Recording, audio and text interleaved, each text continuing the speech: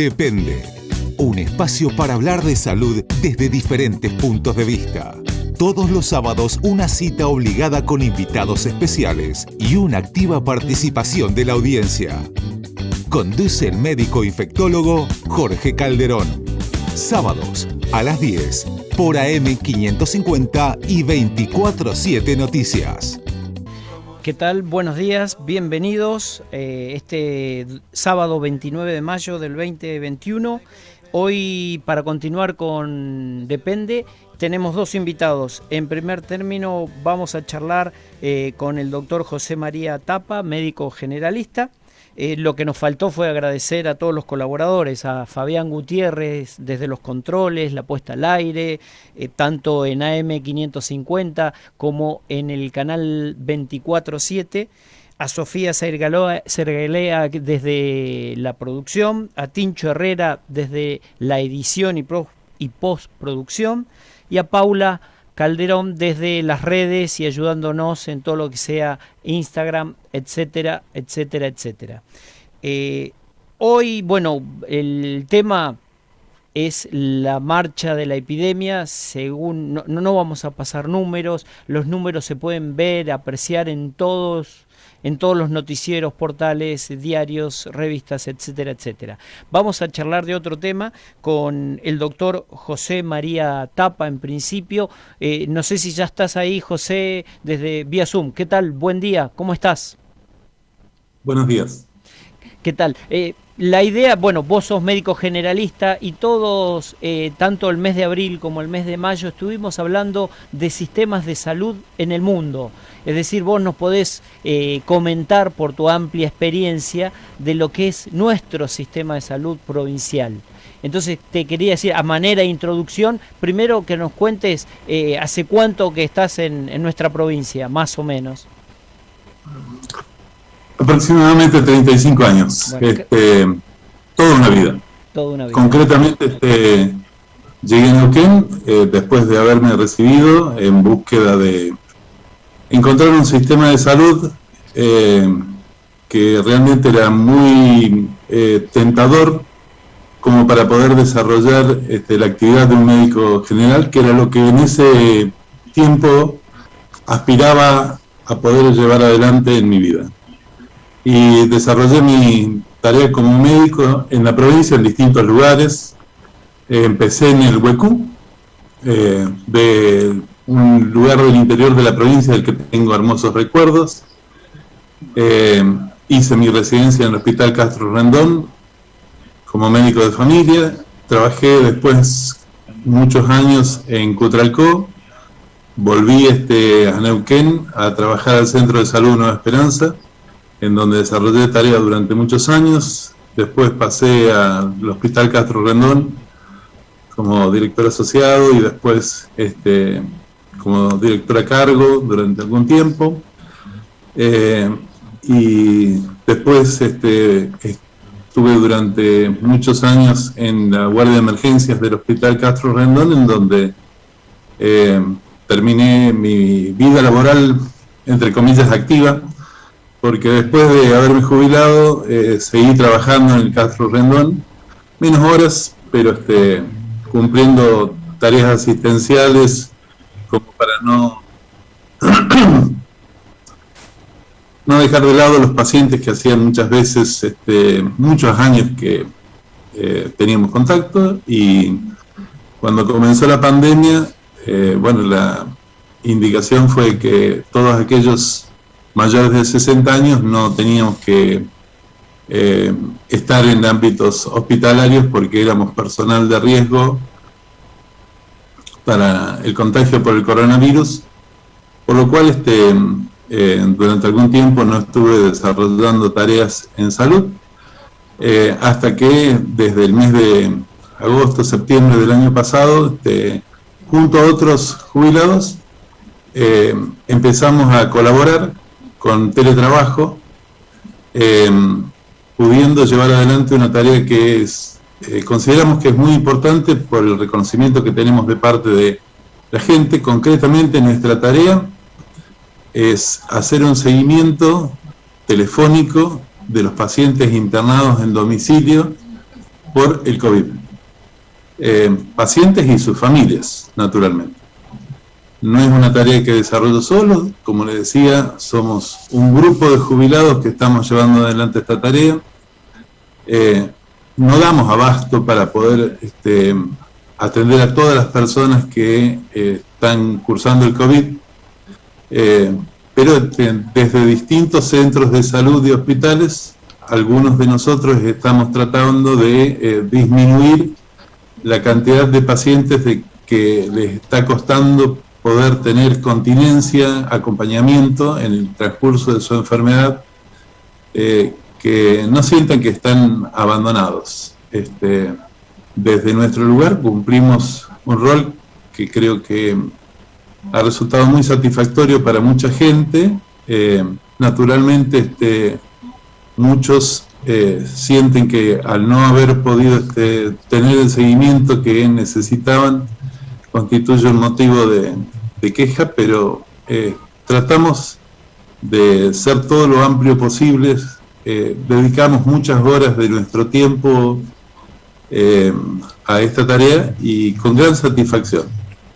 Sí, realmente la tarea que hacen, esa era la intención, de que nos contaras más o menos desde adentro, porque muchos pacientes en la consulta nos dicen, y ahora doctor, ¿cómo sigo? ¿Qué hago? Y uno siempre los tranquiliza y le digo, mire, desde el sistema de salud se van a comunicar con usted al tener un resultado positivo, sea test rápido, sea PCR, lo que sea, el sistema ya lo captó y de ahí lo van a seguir controlando, es decir, ustedes, y sin lugar a dudas colaboran, la gente se siente contenida, porque no es poca cosa que a uno lo estén llamando, que le estén preguntando, bueno, decime tus contactos, decime cómo están, y repetirle cosas que son tan importantes como, por favor, no te muevas, debes permanecer en tu casa, y las personas que estuvieron en contacto con vos también.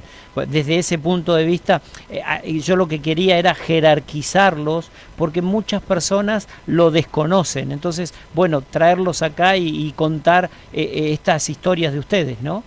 Esa era, y te quería preguntar que, bueno, más o menos, vos hoy en carpeta, ¿cuántos pacientes estás siguiendo? El grupo que está trabajando, concretamente estoy en esta tarea trabajando desde el Centro de Salud de Barrio Progreso. Ajá.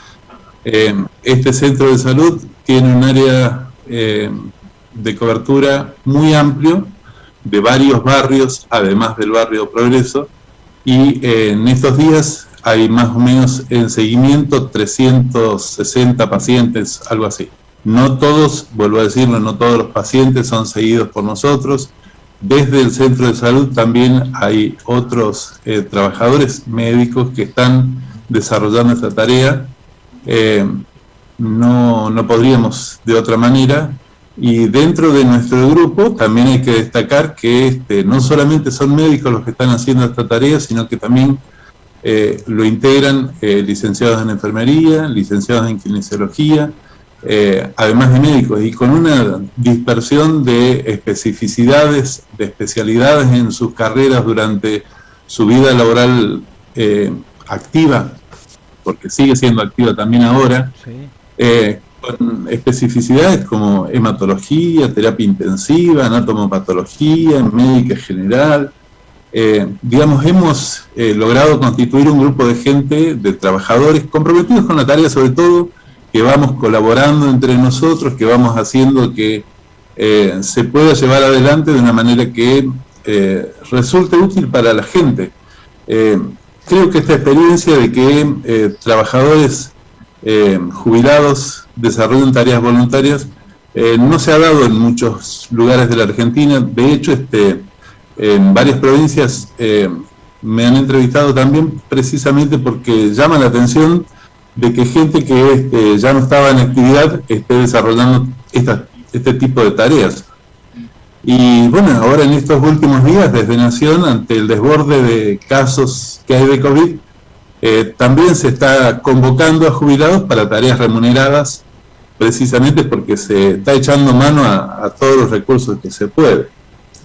no están dando, no están alcanzando los recursos con los que se contaba, entonces ahora se está buscando de que trabajadores que ya no estaban en actividad vuelvan a estarlo. Nuestra experiencia es muy buena, muy agradable. El reconocimiento de la gente de sentir que durante el transcurso de su enfermedad puedan estar acompañados es altamente satisfactorio para ellos, y así lo reconocen. La situación es que cuando esto recién empezó, vuelvo a cuando esto empezó a producirse el desborde en agosto o septiembre del año pasado, había muchas inquietudes, muchas inseguridades, se conocía poco de la enfermedad y había muchos temores, desde aquellos que pensaban que esto no era nada, hasta aquellos que habían tenido algún familiar o amigo o conocido que había fallecido a consecuencia de la enfermedad. Había una dispersión de inquietudes bastante grandes, y el hecho de poder tener un acompañamiento que diariamente o cada 2 días pueda tener la charla, la evaluación de alguien que estaba al tanto de lo que podía ir pasando y que podía ir teniendo una alerta si aparecieran signos de gravedad en la evolución de su cuadro, que podían confiarse algunas situaciones que estaban pasando a lo mejor dentro de la familia, como para poder tener alguna resolución. No nos olvidemos que mucha gente a lo mejor no tenía las condiciones de vivienda como para poder permanecer aislados. Entonces, cómo buscar de resolver esas situaciones. Se daban también situaciones en donde había algunas familias que no tenían los medios económicos como para poder sostener la alimentación diaria, si no salían a trabajar y podían recibir alguna remuneración diaria para poder hacer frente a sus gastos cotidianos. Entonces, tener alguna ayuda. Como en algunas situaciones también hubo que hacer movimientos de otros sectores del Estado como para poder dar respuesta a situaciones en donde había familias en donde algunos de sus miembros necesitaban de una internación y no tenían familiares en la localidad y que podían hacerse cargo de los niños. Todas esas cosas que se van resolviendo precisamente por haber tenido contacto con el sistema, y que el sistema siga acompañando desde el lugar posible. Nuestra tarea es ad honorem, no recibimos una remuneración, nuestro trabajo es siempre a distancia, no tenemos una instancia presencial con los pacientes. De requerirlo, se solicita a otros efectores que hay dentro del sistema de salud esa evaluación como para poder tener una evaluación presencial, y en función de eso decidir si el paciente requiere de una internación, requiere de un tratamiento en su domicilio, requiere de un traslado para hacer algún estudio. Trabajamos, y todos los que estamos en esta tarea estamos acostumbrados a haber trabajado siempre en un sistema de salud integral que permite que se puedan desarrollar estas tareas de esta manera. A mí me consta, José María, porque bueno, llegué a vos gracias a Graciela, que me había olvidado de nombrarla, que es colaboradora nuestra, la doctora Graciela Yuri, que bueno, ella es especialista, es médica clínica de emergencias, ha hecho cuidados paliativos y se jubiló, de hecho, desde el punto de vista o haciendo cuidados paliativos. Y Graciela, yo voy o me comunico con ella un sábado a la noche y me dice: espérame, Jorge, que estoy tramitando un tema. Y le digo: ¿pero qué tema estás tramitando si ya estás jubilada? Bueno, y me empezó a contar, y que estaba en contacto con un pediatra, por eso que fueron las 2 especialidades que no nombraste, vamos a hacer justicia, que estaba en comunicación con un pediatra, no, porque estamos en duda con las altas y todo, pero sábado y sí, porque los números y sacando cuentas. Es decir, con esto quiero mencionar y hacer resaltar lo importante que es la tarea de ustedes. A la audiencia decirle que vos me decías, tenemos alrededor de 360 personas en control. Eso chocaría con una guardia que la abarrotaría, generaría entre primero, lo más sencillo, confusión. Segundo, molestias, porque la gente pretende, porque estoy enfermo, necesito atención rápida. Tercero, el contagio, las posibilidades en los consultorios de la adquisición de la enfermedad. Recordar, bueno, algo básico, por ejemplo, ha habido y hemos descrito brotes de, por ejemplo, varicela en un consultorio pediátrico, a partir de un caso índice que llegó con varicela, contagió a 9 a 10 chicos en el mismo momento, en la misma guardia, sin compartir juguetes. Es decir, los virus, disculpen, estamos del COVID o del SARS-CoV-2, salté a la varicela, pero creo que todos hemos tenido contacto con la varicela, la audiencia sabe lo que es la varicela, y si se producen es un virus muy parecido a este, y eso es lo que están haciendo ustedes, que realmente es muy importante, tratar de alivianar un poquito la carga de un sistema que, bueno, no hace falta que lo digamos, pero hay que recalcar que estamos en este momento rebalsando. Perdón por las palabras comunes, pero ¿estás de acuerdo, José María? Sí. Yo creo que fue muy importante en ese momento en que empezamos a trabajar. Repito esto, somos un grupo bastante amplio de gente, trabajadores de salud que estamos jubilados y que estamos en esta tarea. Yo hice mención a la gente que está trabajando en el Centro de Salud de Progreso, pero hay en otros centros de salud y en otros hospitales también otros médicos que están colaborando con esta tarea, que tuvieron otras especialidades, como lo mencionas. También estoy colaborando en el 0800. El 0800 es una línea que en su momento se generó específicamente para consultas relacionadas al COVID.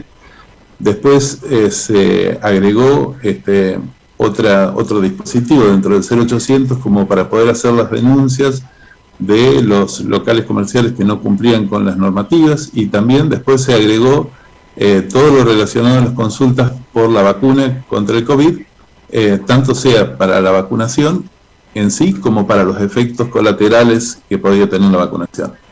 En esta tarea también estuvimos colaborando durante varios meses 4 médicos que servíamos de apoyo a las tareas que desarrollaban un grupo de enfermeros y voluntarios, recibiendo todas esas consultas, y cuando el nivel de la consulta o la preocupación superaban la posibilidad de respuesta que ellos tenían, entonces derivaban esas consultas a los médicos, que hacíamos guardias concretamente en apoyo a esta actividad. Hoy en día no estamos haciéndolo solos, hay personal de planta de salud pública, concretamente del CIEN, que también está cumpliendo esta tarea y que realmente es muy, muy eficaz, es muy tranquilizadora para mucha gente que puede llamar al 0800 y tener una respuesta acerca de lo que está pasando con su salud en ese momento. Entonces, también ha dado muy buenos resultados, y es algo que en su momento fue fundamental que exista, como para que la gente no tenga que llenar las guardias de los hospitales que ya estaban desbordadas. Y es muy importante que pensemos que todas estas actividades que se pueden hacer de forma remota no solamente alivian las guardias, sino que también disminuyen la circulación de la gente. Al disminuir la circulación de la gente, disminuye la circulación del virus, con lo cual dificulta la propagación, que es lo que buscamos, precisamente. Sin lugar a dudas, eso es lo que hay que jerarquizar, el tema de evitar la llegada al sistema de salud de personas que pueden estar en su casa y que lo que necesitan es solamente el control clínico, y bueno, y ustedes ir haciendo el triage, ¿no? El famoso triage desde el hogar, con cosas como la frecuencia respiratoria, con cosas como si te aparecieron signos sencillos. Yo quisiera que, José María, si podemos, para que la gente que está escuchando y que diga cuáles son las alarmas como para acercarse al sistema de salud, es decir, a los centros de salud, a las guardias, etcétera, etcétera. En primer lugar, creo que hay que diferenciar etapas del cuadro. No perdamos de vista de que hay casi un 50%, según los últimos estudios, de pacientes que cursan el cuadro de COVID de forma sintomática. Entonces, eso es lo que hace de que mientras menos circulación haya, más importante es como para que disminuyamos el riesgo de que haya una circulación del virus entre nosotros, de aquellos que no desarrollan síntomas. Esto es un concepto que creo que es fundamental que lo tengamos en cuenta. Con esto no hay que cansarse de insistir.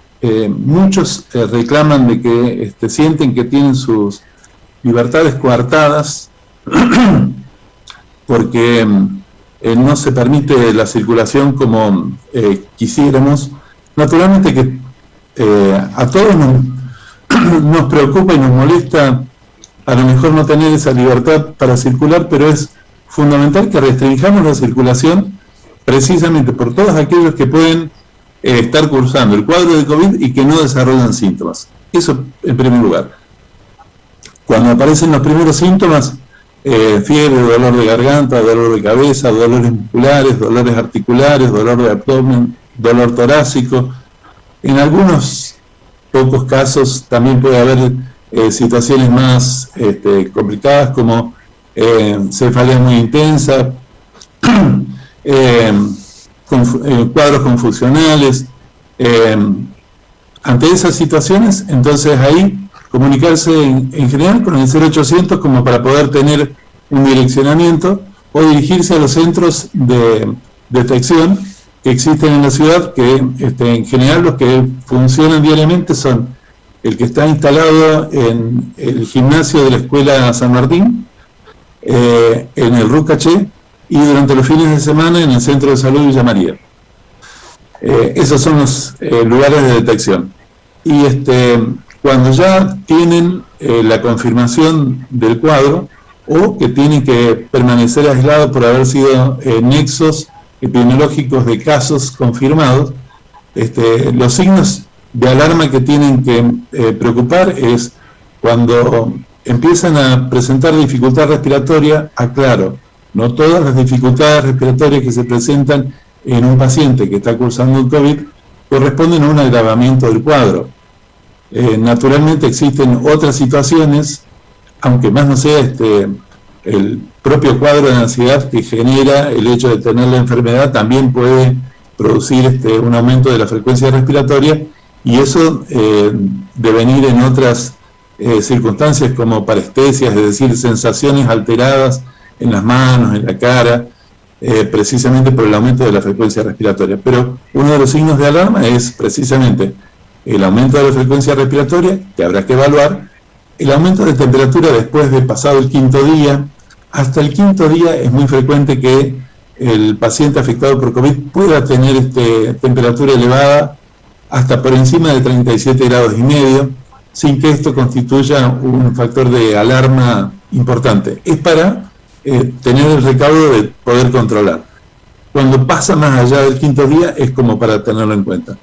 Cuando aparecen cuadros confusionales, cuando aparecen vómitos o diarrea muy importante, todas estas son situaciones en donde hay que despertar la alarma como para poder tener algún tipo de control adicional sobre estos pacientes. Perfecto. José María, estamos terminando nuestra reunión vía Zoom. ¿Algo más para cerrar? Como conclusión, ¿algo que quieras decir como mensaje? En primer lugar, agradecer a todos los compañeros que están trabajando en esto. Creo que es muy importante. Todos ellos y ellas son gente que podrían estar merecidamente descansando. Todos han trabajado muchos años en salud y han comprometido su vida en esto. El hecho de que ahora asuman este compromiso resulta muy grato, muy agradable. Creo que merece un reconocimiento importante, en primer lugar por parte mía, porque cuando surgió esta convocatoria fue muy bueno encontrar esta respuesta de gente muy valiosa desde salud.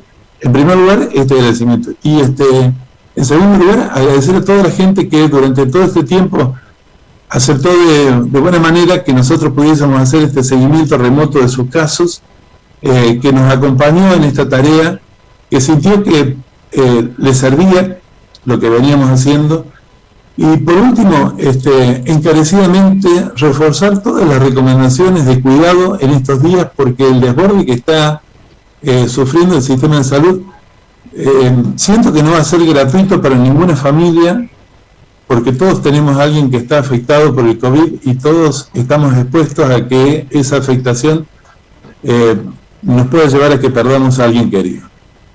Entiendo las situaciones de muchos de los comerciantes que en este momento reclaman por tener sus negocios abiertos, pero creo que la demostración en el mundo entero ha sido que mientras menos circulación haya, mientras menos gente esté en la calle, menos circula el virus, menos casos hay, consecuentemente menos gente es la que necesita de una cama en una institución hospitalaria, naturalmente menos gente es la que va a necesitar de una cama y un respirador en terapia intensiva, que en este momento ya no lo tenemos.